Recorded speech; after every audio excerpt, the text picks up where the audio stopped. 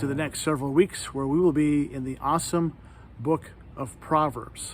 Proverbs is about wisdom and life decisions where we get to dictate the future of our lives, our future directions based on some simple decisions we make. And I love Proverbs because it contrasts folly and wisdom. It talks about simple things to do in life that will change how you live.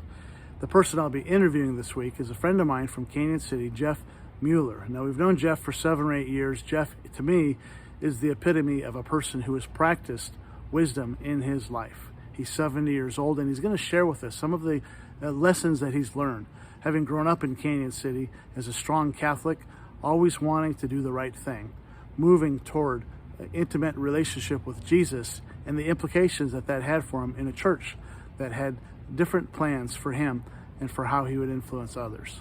He will talk frankly about his business, about how the Lord gave him wealth, and how they decided to recognize the reality that Jesus was the one that provided this wealth for them. So in the fear of the Lord, and the opening salvo of the book of Proverbs is that fear of the Lord is the beginning of wisdom. That instruction starts and stems from this very holy thing called fear. This sense that God is watching, this sense that we're accountable to God, both to receive his blessings and also what we do with those blessings. This is a fascinating interview looking at someone who has in many ways practiced the life of Proverbs, who has put into practice the things that Proverbs tells us and how he's wrestled through what that means for him and for you and I. I hope you enjoy this next 2 weeks.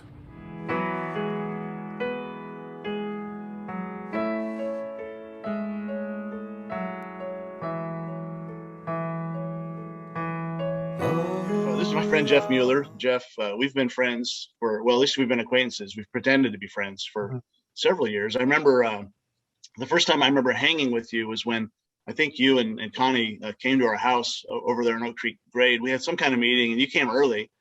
And so we put you to work and you guys were chopping vegetables. The carrots were chopped way too finely. So I was always interested in what you were going to say. And there were different times you'd say something. And I would always think, okay, this is going to be good. This is going to be interesting. It might scare me a little bit. But I've always thought of you as a ridiculously honest person, but also somebody who's very, very encouraging, which is a much better combination than honest and discouraging. Perhaps, yeah. Where did you grow up? What was your childhood like? Yeah, so I'm actually from Canyon City. I was born and raised here. My parents moved out from Iowa in 1949. Wow. I was the second oldest, 6 boys, 1 girl, affiliated with St. Michael's Catholic Church here then. My mom's only brother was a Jesuit priest. Oh, wow. So they had a background of Catholicism, and so we went to Catholic grade school. So you were a perfect Catholic kid. I was a perfect Catholic kid, altar boy. I met my wife Connie as a sophomore, and we've been together at ever Canyon since. City High School. So I started chasing her back then, and we've been together ever since. So it's Now was she 50 years in April. We went to Africa as our 50th wedding anniversary to each other was the photography safari in Africa. That is awesome. So was she a good Catholic kid too? Well, she's a good kid no matter what, but Yeah. she was raised Catholic, and we went to the Catholic Church, and we respect a lot of the traditions. She and I were the confirmation instructors for a number of years until we were fired. But some of the kids wanted to commit their lives to Christ, but they not necessarily wanted to commit their lives to be a Catholic Christian. Yeah. Catholics wanted you not to profess to be a Christian, but to confirm that you would be a Catholic Christian, which I found a little confusing. When the kids weren't quite ready to do that, I thought, well, if Catholicism prevailed in their lives, that would be fine, but wouldn't it be most important first for them to commit to be Christians? Yeah. And followers of Christ and dedicate their life that way. And yeah, it's interesting. Of course, I grew up Catholic. Yeah. And then I had my conversion experience outside of the Catholic Church. And so I spent a year or two being kind of ticked off at the church, and I've moved past that. But I don't necessarily fight about Catholicism versus something else. I think Connie and I feel more responsibility for our personal path, and our personal path changed directions when we went to a walk to Emmaus, which I've told you before, because we celebrated the fact that there's there were people from all kinds of churches in the Walk to Emmaus because it's non-denominational. And the whole point was a New Testament lifestyle that didn't really discuss denominations or that sort of thing, which we celebrated. We sought the common ground of the New Testament. And that was so refreshing to us that it caused us to begin to believe that we needed to change our mindset, because we were pretty convinced. And then we entered into a relationship with Joyce Meyer, as you know. I got to tell you, I've never listened to Joyce Myers until about 3 months ago. And, and I know you guys are very much involved in support her ministry, but sure. I think it just happened to be the next YouTube and it went on by itself. And I just thought, oh my gosh, this is good. And talk about wisdom. I mean, it seems like her teaching really centers on practical stuff. Christ came for a relationship, not a religion. Mm-hmm. She believes that you can go to church but not be a Christian any different than you can sit in a garage and become a car. She does come from the school of hard knocks. We just think that what she does is special, but it was the concept of trying to partner. That's what they got excited about. Yeah, she talks very openly about her own background of divorce, before that her background of being sexually abused. Now, how old were you guys when you did the Walk to Emmaus? We just both turned 70, and so that would have been 95.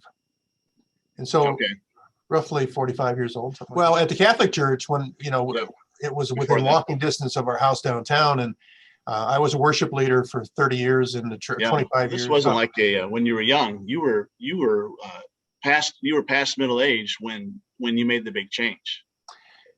Yeah. Well, we're supposed to be. It's not where you start; it's where you finish, right? Yeah. I mean, it's. No, I just find it amazing. I can't help, as a pastor, thinking what a bummer that must have been for whoever the priest was at that time. And I think he was grateful for us to be gone.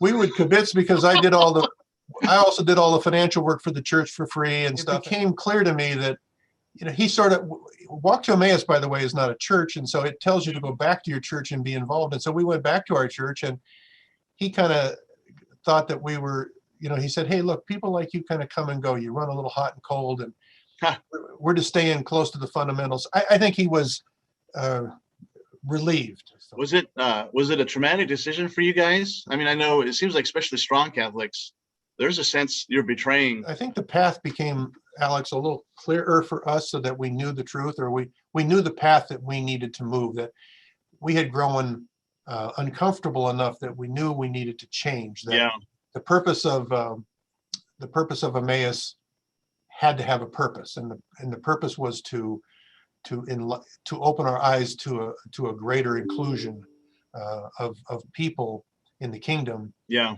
And so but where to land was weird, because in a small town, when you walk into another church, they're going, oh my God, here's Jeff and Connie. What are they doing here? We started an evening program for misfits.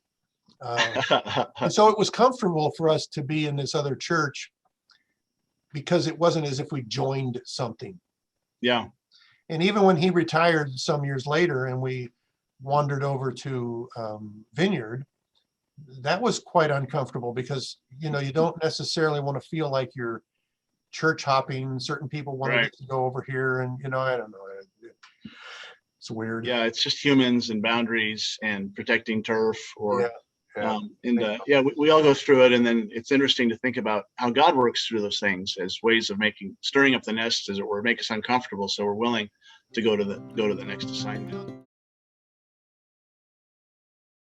The sad part, Alex, I think, is that I don't know that the ordained ministers or pastors embrace the priesthood of all believers. And we're supposed to. I think you're supposed to, but when someone wants to leave the pew, you want someone to sit and clap and cheer and sing and tithe. When you feel compelled to be part of the solution, or to be part of the path, or to be part of clearing the runway so people can soar, and how I can become fairly animated and aggressive and assertive in terms of how I feel about what the church should be trying to do, engaging people, versus letting them sit in the pews and believe that that's enough. Having a collegiate environment where everybody has a voice means you have to either minimize your voice as the leader, or you have to integrate the voices and try to see what God's doing. The dilemma that you run into, Alex, is that the general population or the congregation or the people at large are supposed to be fulfilling the Great Commission as individuals, and we need to empower them, because there's no leverage as a pastor to cause people to stay and only do church.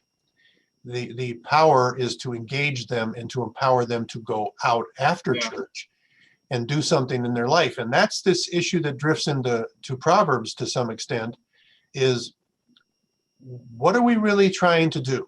To say, how is it exactly I'm supposed to conduct my life? Mm-hmm. And how do I spread this good news? But then Monday morning, we're the same hypocrite we were before, and we don't really seek wisdom. Yeah. We haven't decided that we want wisdom. I have a Bible that came from Promise Keepers, and it has some commentary in it that I sort of enjoy. And it says, the skill in the art of living God's way is built on a foundation of an attitude that is radically dependent on God. And I love this radical concept that says we need to be radical givers. We need to be radically in pursuit of wisdom. And as you read each and every part of the wisdom piece, you wouldn't find anybody that necessarily disagrees with what it says. You're right. That's not the problem, is it? It's just that we don't remind ourselves to do it. I mean, it's like vegetables and fruit and stuff, and you just want, chocolate cake or whatever. Really, it's not the issue of knowing. It's the issue of discipline and making decisions that really make life better. But decisions. Yeah, but you can avoid those decisions if you don't pursue the wisdom. That makes it a lot easier. Knowledge is the first step of wisdom. And the first step in punishment. Yeah. In punishment. We were reading a devotion that I think was in Matthew 7 or something recently, building the foundation on rock, and then it sustains the wind and all these different things. And it connected me to Proverbs, because I began to think, this is the foundation of my life, is to radically pursue dependence on God, to build my foundation of wisdom. And that if I have a foundation of wisdom that's been purposely built, it will sustain the temptations. What we find is that we don't realize we need a good, strong foundation until we have found that it was already built on sand. Yeah, until our house crashes. Yeah, exactly. We're motivated. So then you start living a life of helical piers or something, where you're having to, mud jack your house and put in piers and to correct all the mistakes that you made going back early. And you think, why wouldn't it have been a lot simpler if we could have just built the house on rock to begin with? But the call is to everybody, right? Sure. And so how does a person who's not prone toward making tough decisions, maybe you already answered the question. They get there by having their house crash repeatedly, and then the pain the pain produces change, which of course seems so typical. But I love to think of myself as a goof around trapped inside of a type A body. I wish I could relax, and I can relax for maybe a minute or two from time to time, but the rest of the time I'm fussing and stewing about what things need to be done. And I think part of that comes from fear, but also lack of faith. Mm-hmm. I operated for 20 or plus years before I really took Jesus into my heart as a guiding light. I always knew about Christianity and I felt I was Christian, but there's a difference between that and then actually letting go and letting God, and realizing, like footprints in the sand, that why did I go 20 years walking in the sand thinking it was all about me when he was there carrying me through the whole process? And embarrassingly, I never acknowledged it. I never saw it. I never felt it. And I certainly never proclaimed it, nor gave him the glory for it. Yeah. And that would be one of the huge shortcomings in my life, is how incredibly blessed I was for periods of time, almost like the 40 years in the desert. And at the end, you all of a sudden realize, oh my God, he was guiding it all along. How blessed we were that the choices and the paths, although I wasn't following him literally. In retrospect, you saw the guidance and the favor. Yeah. Yeah, totally. Because I don't know that I ever felt like I was necessarily in crisis, but or maybe I'm just always in crisis. But I certainly think this time, when I point to Emmaus, this time where the lights came on, that a New Testament lifestyle in a non-denominational relationship with Jesus and the fulfillment of the Great Commission and our roles in it, and the priesthood of all believers and those things, resonated so drastically Yes. that I had to change, and I had to embrace that. Yes. My son, Toby, sponsored me to go. He had gone to what's called Chrysalis's, the Walk to Emmaus for younger kids, teenagers. And I seriously didn't want to go. But how do you tell your son no? So you tell your son yes. And I remember the first night, without spoiling it, the first night there's a charge to you, and then you go back to your room in complete silence until the next day. And I remember walking through the mountains and sort of saying, Lord, I don't want to waste all this time. I am here. And seriously, if you got something to say to me, I will do my best to try to hear it. And I think that was the door opening for a change. I remember the first night, without spoiling it, the first night there's a charge to you, and then you go back to your room in complete silence until the next day. And I remember walking through the mountains and sort of saying, Lord, I don't want to waste all this time. I am here. And seriously, if you got something to say to me, I will do my best to try to hear it. And I think that was the door opening for a change. Instead of church, religion, denomination, he said, hey, I've just been pursuing you. Behold, I stand at the door and knock. Revelations 3:20 was my theme thing when I was a lay director, and it was just, I'm standing there. But you have to let me in. You have to want me. I'm pursuing you. I radically care for you, but I have no handle on my side of the door. You have to open the door and invite me into your life. And when that happens, Proverbs blows up. That's what I sort of. That's cool. I'm going to quote Proverbs 3, 9 and 10. And of course, this makes me think of you, and maybe talk about how God's worked through you. And it says, honor the Lord with your wealth, with the first fruits of all your crops. Then your barns will be filled to overflowing, and your vats will brim with new wine.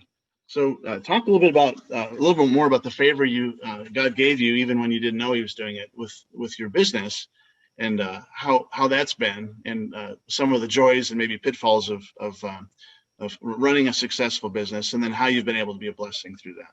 Yeah. So it starts from fear, when you're an entrepreneur, I was in a firm that was a big firm that we started, and the long and short is in 1983, it crashed and burned. And we had 3 offices, and we had 5 partners and 40 CPAs, and that crashed. And in that moment, I ended up with this office, which was one of the 3 offices, and partners left and people left. And so then you're fearful on how you're going to make this thing work, and that sort of thing. And honest to God, this was during a journey where I was doing music at church, and I was doing the confirmation stuff, but I would not be telling the truth if I said I had a wonderful relationship with Jesus that's personal as my Lord and Savior. So I just went along. I rode the wave and the path, and I worked hard, but I worked hard motivated by fear, or not being able to fear of what? Fear of being broke. Of not having the money to pay the bills the next month. Okay. You have, because you're just eating what you kill. I mean, you're working and taking anything on you can possibly take on. And so then I would work all the time. And so then that caused me to be a relatively poor father, a relatively poor husband, because I gave them my spare time, not my precious time. I gave them what was left in an empty tank. But I thought I was doing the right thing. Fast forward, then all of a sudden that changed and prosperity came. And how long did it take? well, survival probably took 5 years to feel like you're stable till the late 80s. Yeah. Then I began to feel like my sea legs I had gotten my sea legs. I think that's what they call it when you feel like you're comfortable in your environment and you have clients and money's coming in and you're paying the bills. Then certain things changed in the way we conduct business and the business model. And I was blessed by the top advisor for Raymond James in the world, who became my friend. And he coached me into how to do some other things, which allowed us to begin to make more prosperity. But then somewhere in the mid 90s, certainly the early 2000s leading up to today,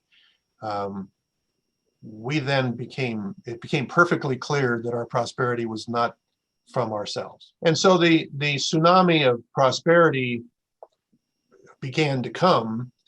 And at some point, now that you're in relationship with Christ, you realize, is this prosperity? I mean, I'm sitting in the chair doing the work, right?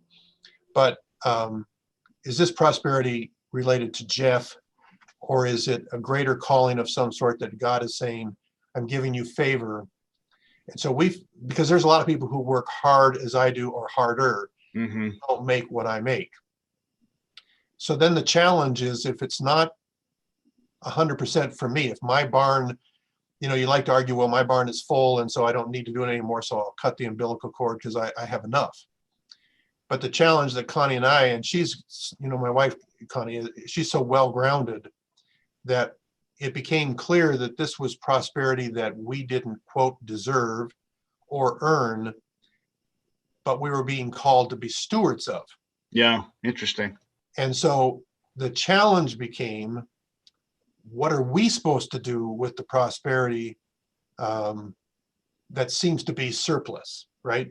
So we have a belief that you have to be a channel, not a reservoir, because if you're not a channel, then the money doesn't come out. And why would God fill a reservoir that had no channels? So we believe that when things are in front of us and it's not a hardship, we're called to respond to that as a channel. And then we have to be radical. And radical giving is a message from Joyce Meyer. She gave us an example of that years ago, that we then said, okay, I love being radical because you can't outgive God. The last piece of that equation is that's why I work. That's why I continue to work. I probably haven't had to work for money, for groceries, for a long time.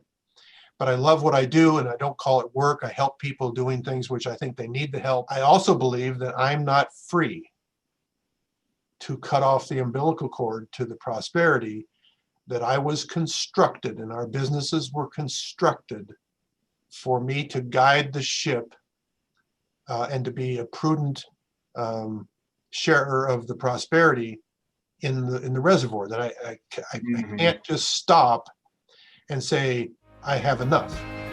Down on the